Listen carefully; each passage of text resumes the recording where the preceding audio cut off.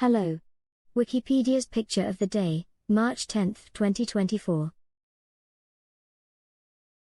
Today's video is about Picea abies.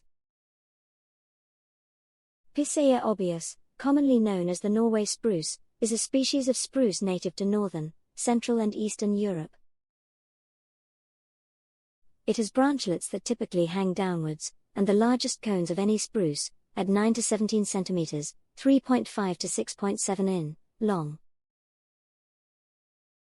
It is very closely related to the Siberian spruce, which replaces it east of the Ural Mountains, and with which it hybridizes freely.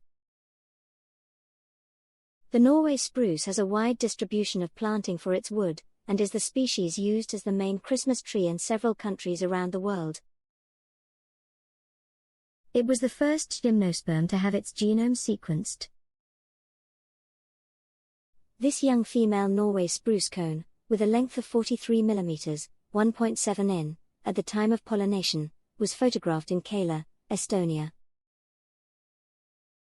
Thanks for watching. And don't forget to like, comment, and share.